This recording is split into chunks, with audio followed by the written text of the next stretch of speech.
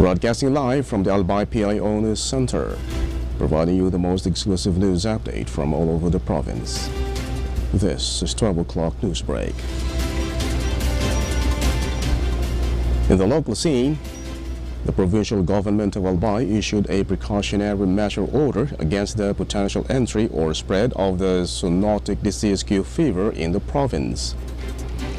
Executive Order Number 40 Series of 2024 mandates the ban on the entry of all ruminant animals from the provinces of Pampanga and Marinduque, or any other areas identified with similar cases. Also, the governor directed the Provincial Veterinary Office AVO to maintain continuous coordination with concerned agencies and to strictly enforce the animal quarantine checkpoints. Shipments carrying ruminant animals from the specified areas may be confiscated or issued a return to origin order. The Department of Agriculture confirmed that animals tested positive for the disease pose a significant threat of spreading to neighboring provinces, including Albay. The disease can be transmitted to humans through inhalation, direct contact with infected animals, or consumption of contaminated products. In other story, the provincial government of Albay distributed over 1,000 chickens to the residents of the town of Tui affected by the spread of African swine fever ASF in the area.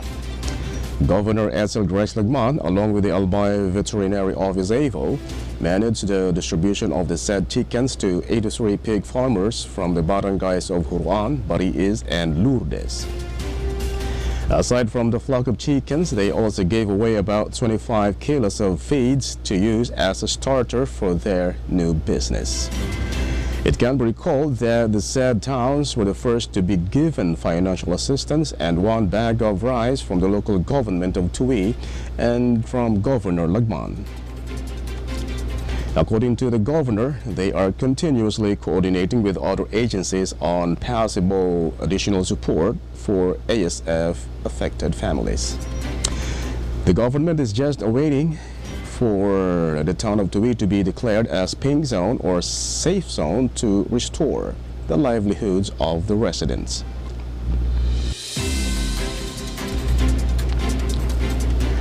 In the national scene, Senator Riza Ontiveros issued a warning to Mayor Alice Guo of Bamban-Tarlac province on Monday, stating that she may face arrest. This came after Guo's attorney delivered a notification indicating that the suspended mayor will once again forgo the current Senate investigation into the illegal Philippine offshore gaming operator Pogo Hub located in her town. Giving the truth about her alleged involvement in Pogo activities will give you peace of mind, Ontiveros said to Guo. Guo and the 3 siblings, Sheila, Seaman, and Wesley, were summoned separately by the senator to appear at the Senate Committee on Women, Children, Family Relations, and Gender Equality hearing on July 10, with the senator as the committee's chair. The Chinese nationals Jianzhong Guo and Lin Wenyi, who are believed to be their parents, were also ordered to show up for the restart of the Senate investigation.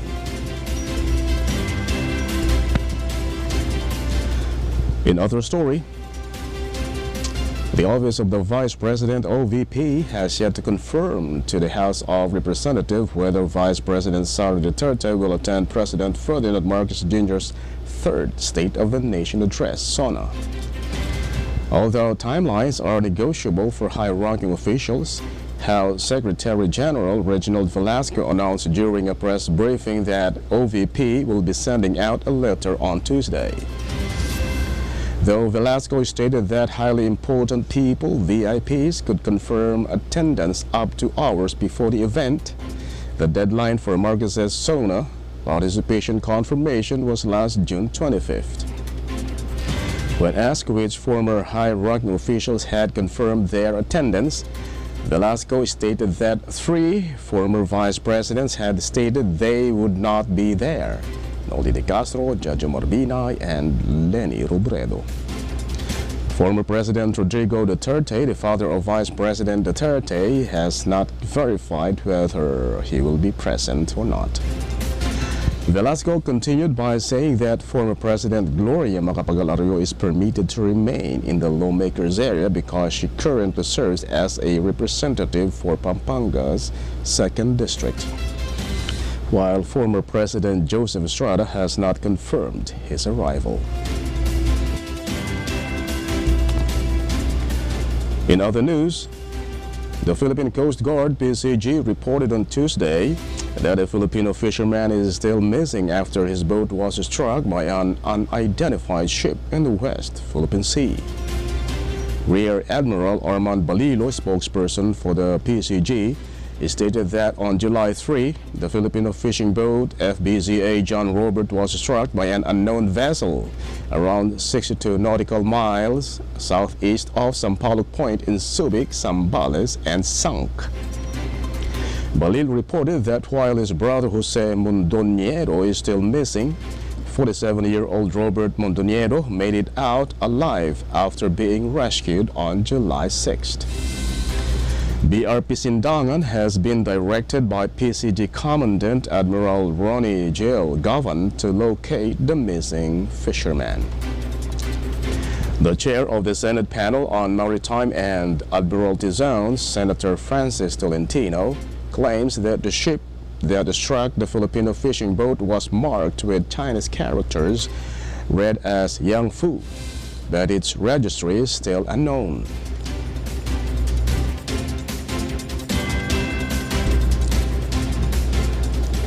And in the news outside the country,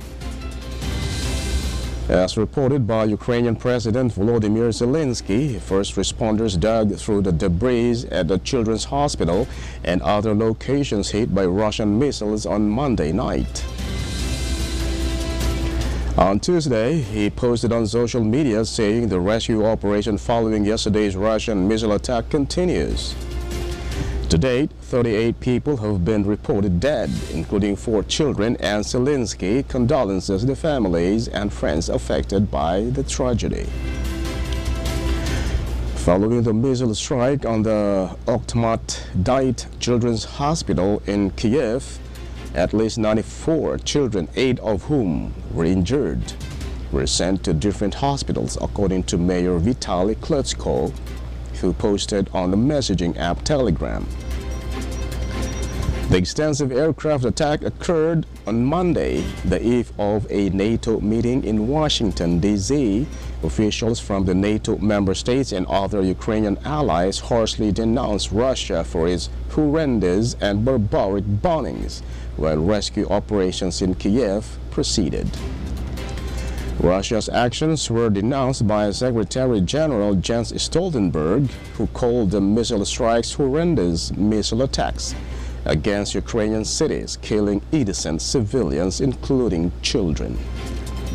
A press release from Stoltenberg's office states that decisions regarding how to intensify NATO support for Ukraine would be made by members of the alliance during the Washington summit.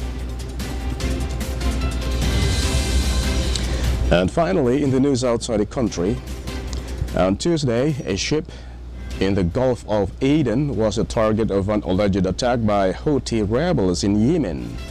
This is the group's most recent offensive on vital maritime commerce route. Off the coast of Nustan, Yemen, near the nation's border with Oman, the ship's skipper reported an explosion near the vessel, according to the British military's United Kingdom Maritime Trade Operations Center. The United Kingdom Maritime Trade Operations Center issued a caution to seafarers, saying that the ship, whose name and flag were not disclosed, as well as all of its personnel, were safe. Although the Houthis are known to utilize bomb-carrying drone boats, in addition to drones and missiles, it did not specify what caused the explosion. And that's all for the 12 o'clock news break, July 10, 2024. I will be right back tomorrow for more news updates. And thanks to our 12 o'clock news break writer, LJ Lurejo. And on the technical side, Chad Bobis. And of course, our Provincial Information Officer, Mary Luduca Castillo. And under the supervision of our Governor, Edsel Drexlagman. I am Greg Hallare. Thank you for subscribing.